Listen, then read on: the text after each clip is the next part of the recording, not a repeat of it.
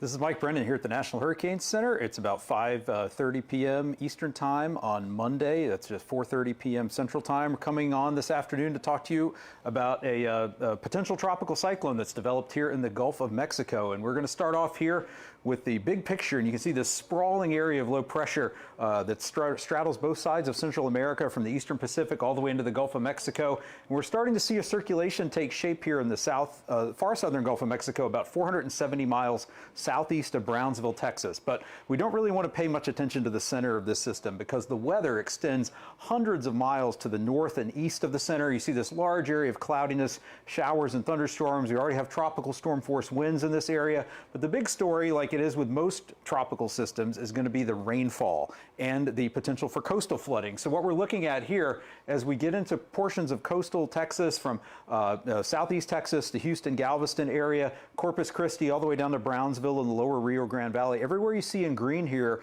is under a flood watch. And this means there's a potential for flooding and flash flooding over the next several days, with heavy rainfall already starting to move into portions of the Gulf Coast. And this threat of flooding is going to continue as we move through the week, with widespread rainfall totals of 5 to 10 inches affecting places like Houston, Galveston, Corpus Christi, Victoria, inland up into the Texas Hill Country, into San Antonio, down into southern Texas, deep south Texas, the lower Rio Grande Valley. We could see some areas with isolated rainfall totals as high as 15 inches. And in parts of Texas, I've seen a fair bit of rain over the last few weeks, so we have some saturated ground. The stage is set for possibly significant flooding impacts as we move through the week. So that flooding risk, we're going to walk through it here in a minute.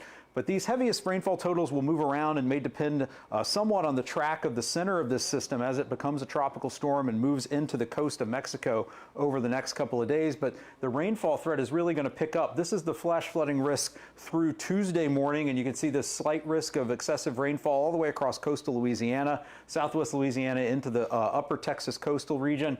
But as we get from Tuesday morning into Wednesday morning, we see that threat tick up in this red area, in particular from south of Lake Charles, Beaumont, Port Arthur, Houston, Galveston, down to just north of Corpus Christi. That's the area at highest risk of flash flooding from Tuesday into Wednesday. And then as we move from Wednesday into Thursday, that flooding risk shifts westward and inland into places like Victoria, Corpus Christi, up into the Hill Country, San Antonio, just to the south of Austin, but also still includes the Houston, Galveston area. So again, multiple days of heavy rainfall are expected in portions of much of the Texas coast and even into portions of southwestern Louisiana.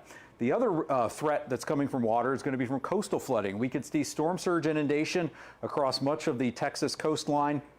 We have coastal flood warnings in effect from southwestern Louisiana through Beaumont, Port Arthur, Houston, Galveston area, with coastal flood watches in effect for places like Corpus Christi down to Brownsville. We could see inundation of 2 to 4 feet above ground level from Sargent up to Sabine Pass, with the highest values expected in portions of Galveston Bay, where that long fetch of easterly and southeasterly flow is going to pile the water into Galveston Bay. We're already seeing water levels starting to rise now. It's only Monday. Those water levels are going to stay elevated and continue to rise as we go through Tuesday into Wednesday, as that water piles into the bay over multiple tide cycles. Could see 1 to 3 feet of inundation south of Sargent, all the way down through the rest of the lower, middle and lower Texas coast, and into portions of southwestern Louisiana from Sabine Pass over to the Vermilion-Cameron Parish line.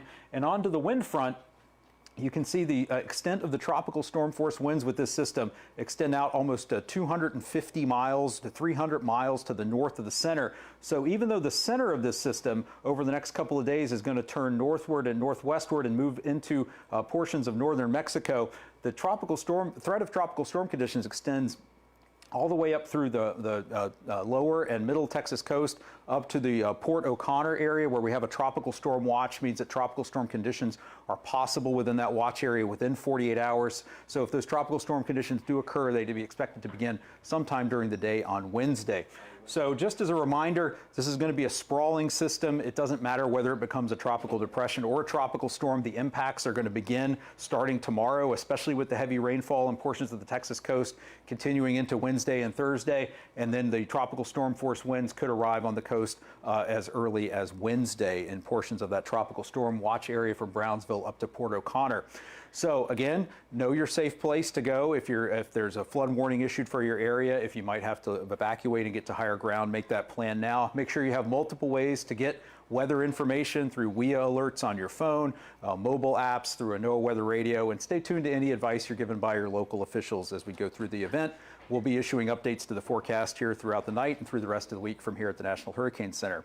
You can get more information on local impacts in your area by going to weather.gov and finding your local National Weather Service office. You can always come back here to hurricanes.gov and get more information here. We'll be back with more throughout the week. This is Mike Brennan at the National Hurricane Center.